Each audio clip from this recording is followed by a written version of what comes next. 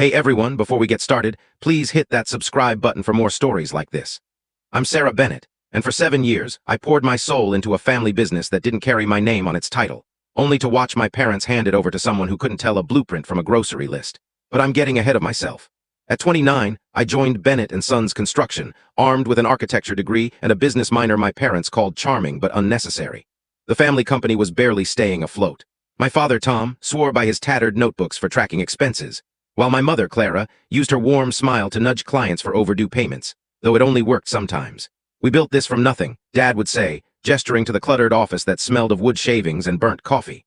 They'd spent 20 years on modest projects, bathroom remodels, patio additions, built on hard work and missed family moments. But I saw potential they couldn't.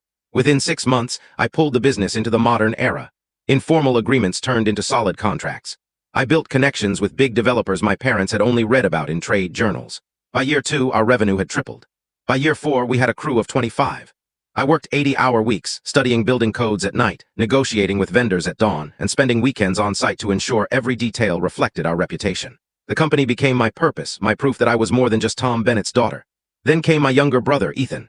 He'd spent his 20s finding himself, which meant failing at 2 app startups, backpacking in Bali for a year, and returning with a top-knot and lofty plans to transform construction. I didn't mind at first. He's innovative, Mom would say when Ethan missed another deadline. He's great with clients, Dad would add when I fixed another mess caused by Ethan's carefree approach. I told myself it was fine, we were family with different strengths working as a team. Until that Friday when I found the letter on my desk. It was cold, official. Ethan Bennett, named CEO of Bennett & Sons, effective immediately. No warning, no conversation, no mention of me.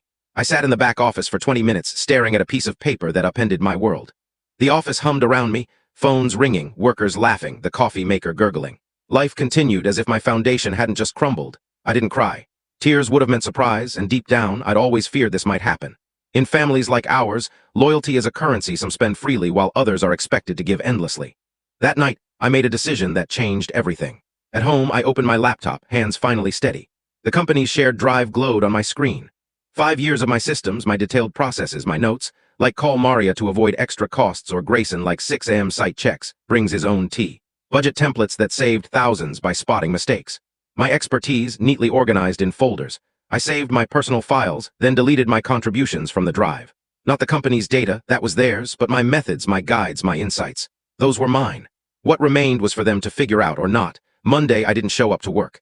My phone stayed silent, face down on the counter as I took the longest shower of my life. This is shot video. To watch the full story, click on the link below.